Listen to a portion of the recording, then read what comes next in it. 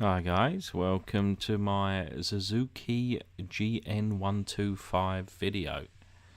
This is episode 1 and this is a bike that I just picked up today around half an hour before this video starts.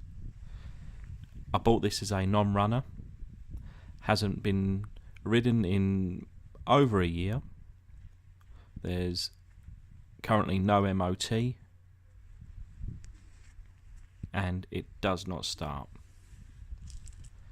There's a nice bit of duct tape on the seat there.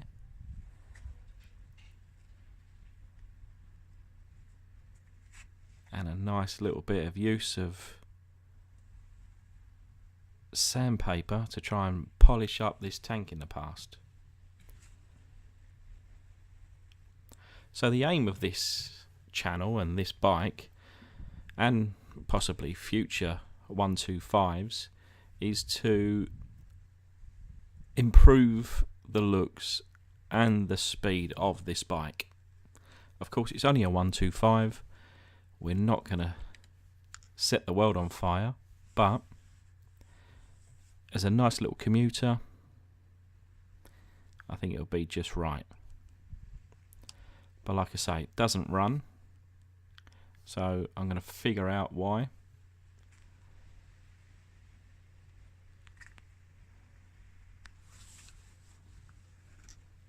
And then, eventually, over the coming weeks or months,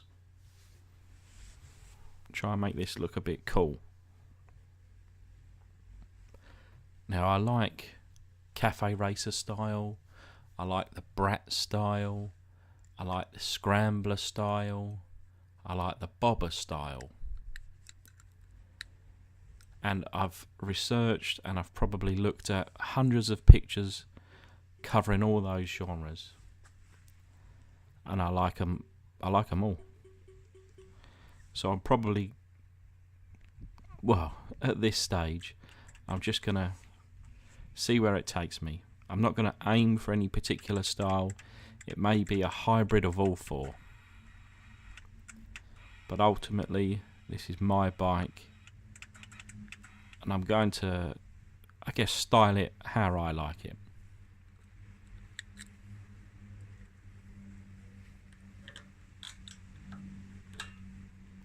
But I'm going to have a little look at the fuel. This is old fuel.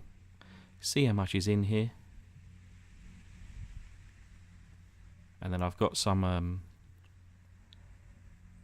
premium unleaded, which I'm going to put in on top of this fuel. So this is full up, 5 litres, and it's now empty. So I'm not too sure on the capacity of the tank, but it's now got an additional 5 litres of premium fuel. So I'm quite confident that any previous fuel in there has been kind of diluted so much that it's certainly not going to cause me any issue. But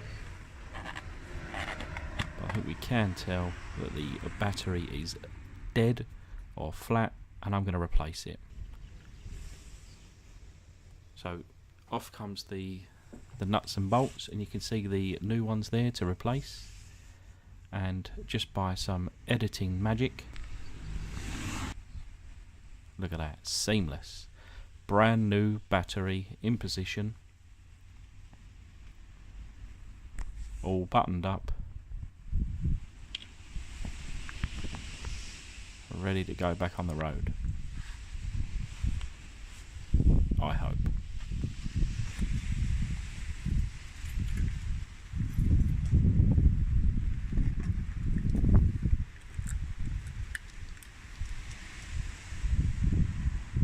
So we have neutral.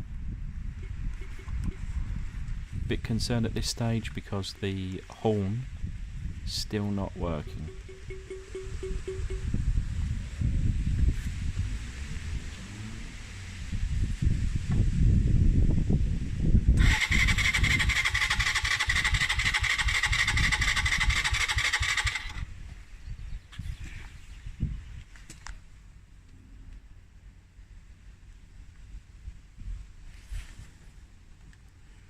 Let's put the choke on,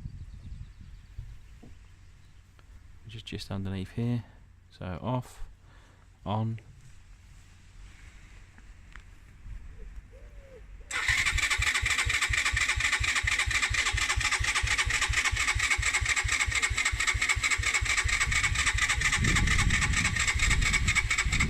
Give it a little rev.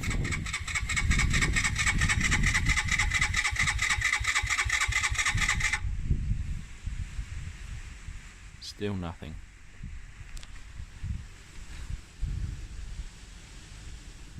Checking the fuel filter.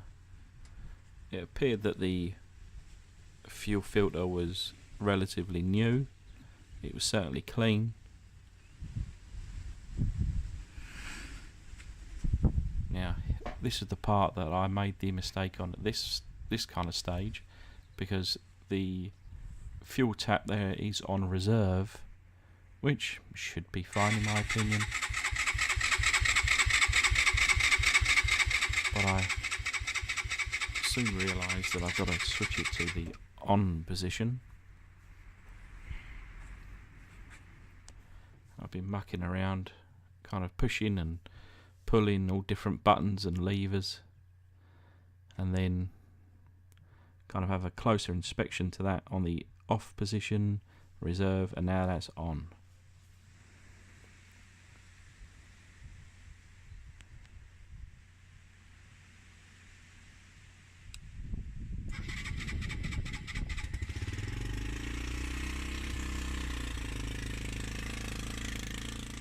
And she's alive. Sounds awful.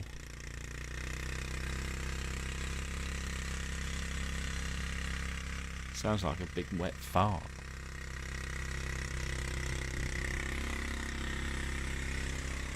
Certainly sounds like it's got an exhaust blow anyway.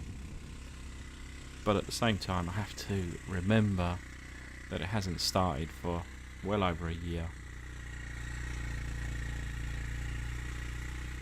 And maybe it just needs to, you know, have a little bit of a cough. Clear her throat.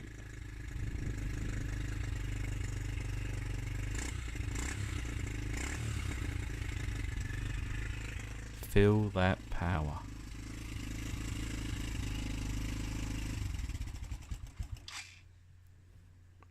Turning the choke off was obviously a bit too early.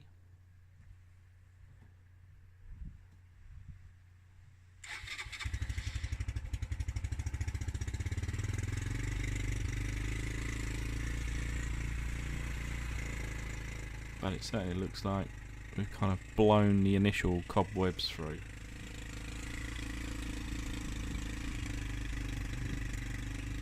It's at this stage that I'm considering, you know, ringing up some local MOT centres, see whether I can pop in there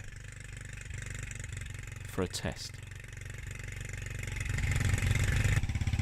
Now, around a mile away, I've managed to ride the bike to this local MOT centre, who was just about to close up, but said, "Go on in, we'll test it." And I crossed everything. So as you can see, after a mile or so's riding, you know, it's running better, but unfortunately foul. The headlight was broken. Can you believe it? There's a couple of little minor things there that, you know, but yeah, it fouled because of a headlight. And certainly I would usually do my MOT pre-check-in, but because it was, you know, it was a quick come down now if you want it, I didn't get time to pre-MOT. So anyway, yeah, I've got to go back once I get a new bulb. This foot peg had an advisory that it was slightly bent, so I just give it a few taps with a hammer along with a tap to my thumb, and it's straightened that out a bit. And then using a 13mm wrench, I'll take off these two bolts and the other side, which removes the seat just over there, and the aim was just to remove this grab rail. I've got a new seat on order all the way from China, so that'll be here, I'd like to think soon, but who knows. And then I've got 17mm to remove this grab bar now. And then I thought, oh yeah, from another project I got some suspension. It's been sat down in the shed for a couple of years. Why not use some of the parts from that bike that I've not got around to using, get them on this bike. So this is going to go on now. So that's all buttoned up. Probably raises the bike a little bit, but I'm a big guy. But that's going to be it for today, guys. Thanks for watching.